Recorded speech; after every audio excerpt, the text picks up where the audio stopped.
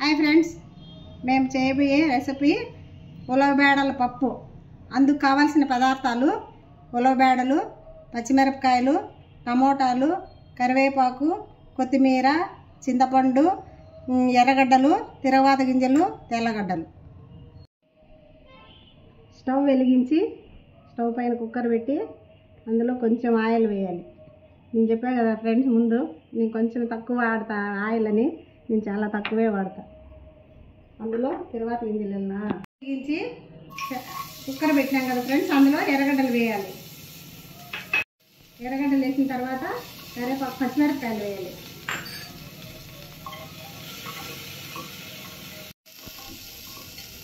ఎర్రగడ్డలు, పచ్చిమిరపకాయలు కొంచెంసేపు ఫ్రై అయిన తర్వాత ఉలవబేడలు వేయాలండి. అవి కొంచెంసేపు కుక్కర్లో వేసి అట్లా ఫ్రై చేయాలి. ఆ ఉలవబేడలు వేసి ఫ్రై కొంచెంసేపు చేసిన తర్వాత తెల్లగడ్డలు వేయాలి ఫ్రెండ్స్. అందులో 4-5 పీసులు వేయాలి. తర్వాత టమోటాలు వేయాలండి. అందులో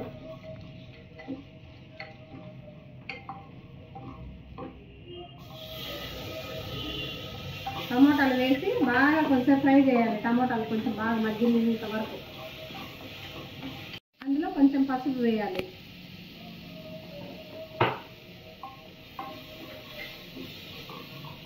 అందులోనే కొద్దిగా కొత్తిమీర వేయాలి. అందులోనే నీళ్లు పోసి తగినన్ని వాటర్ వేసి అలా కలిపి తర్వాత చింతపండు,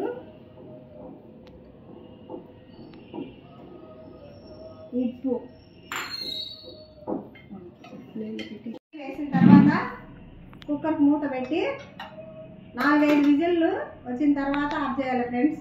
4-5 విజిల్ ఖచ్చితంగా రావాల్సింది. అవి ఉడకాలంటే చూసేదానికి చిన్నగా ఉండే బేడలు, కానీ అవి ఉడకడానికి కొంచెం టైం పడుతుంది. కందిపప్పు కన్నా ఎక్కువ టైం పడుతుంది ఫ్రెండ్స్.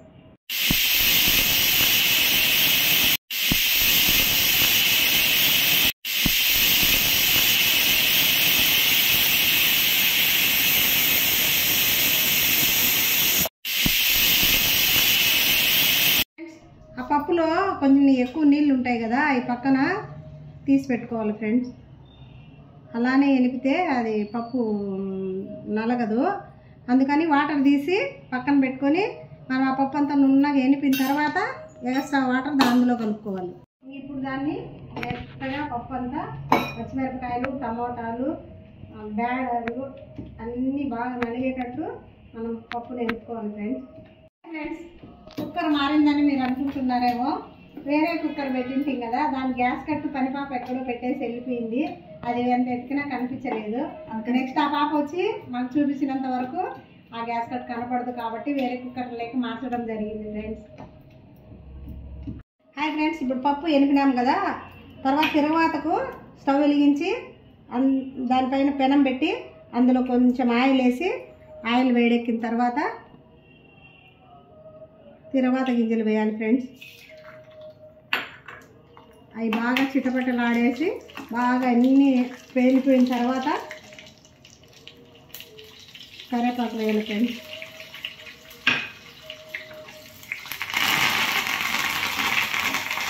కరివేపాకు తిరగవాతలు వేసేటప్పుడు కొంచెం దూరం ఉండండి ఫ్రెండ్స్. అవి చిట దాని మీద పడే అవకాశం ఉంది కాబట్టి కొంచెం దూరంగా ఉండి వేయడమే మంచిది. తర్వాత తెల్లవాయలు వేయాలి ఫ్రెండ్స్. ఆ తర్వాత ఎర్రగడ్డలు వేయాలి.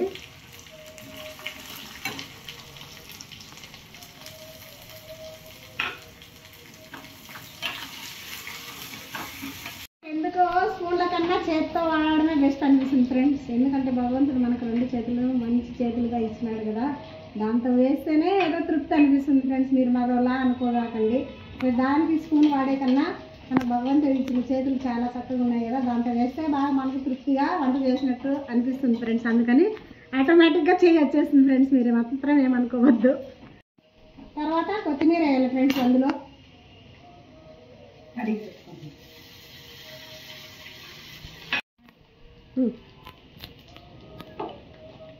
ఫ్రెండ్స్ తిరగవాత రెడీ అయిపోయింది. అది ఎత్తి పప్పులో వేయడమే. వేసి కొంచెం సేపు స్టవ్ మీద పెట్టి ఆ తర్వాత వేసింది బాగా కలిపి కొంచెం సిమ్లో పెట్టి కొంచెం సేపు పప్పు ఉడికించుకోవాలి ఫ్రెండ్స్. పప్పు చూడండి ఎంత బాగా రెడీ అయిందో. ఈ పప్పు తినడం వల్ల మనకు చాలా బలం అండి. అప్పుడు పెద్దవాళ్ళంతా ఈ ఉలవబేడలతో పప్పు పచ్చడి ఉలవబేడల పొడి కూడా చేస్తున్నారు ఫ్రెండ్స్. ఇవి తినడం వల్ల చాలా చాలా శక్తి వస్తుంది ఫ్రెండ్స్. దీంతో ఉలవ రసం కూడా చేస్తారు, మన పెళ్ళిళ్ళలో కూడా చేస్తూ ఉంటారు. మాకు శివరాత్రి పండుగ వస్తే ఈ ఉలవలే ఉడకబెట్టి అవే బెల్లం వేసి పిండి చేసి మాకు పిల్లలకు పెట్టేవాళ్ళు మా పెద్దలు. దాంతో రసం కూడా చేసి తినేవాళ్ళము. అది 3-4 రోజులైనా నిలువ ఉంటుంది. ఇంకా అవే ఉడకబెట్టి శివరాత్రి రోజు దేవుడికి కూడా ప్రసాదంగా పెద్దోళ్ళు పెడతా ఉన్నారు ఫ్రెండ్స్. హాయ్ ఫ్రెండ్స్, మా పప్పు ఎలా ఉందో మీరు కూడా చేసుకొని తిని టేస్ట్ చేసి మా ఛానల్ను సబ్స్క్రైబ్ చేసి లైక్ చేయండి ఫ్రెండ్స్. హాయ్ ఫ్రెండ్స్, ఇలానే మమ్మల్ని ఆదరిస్తూ ఉండండి. మా ఛానల్ ఇంకా ముందుకు తీసుకుపోవాలని మేము మనస్ఫూర్తిగా మిమ్మల్ని కోరుకుంటున్నాం ఫ్రెండ్స్. Bye friends.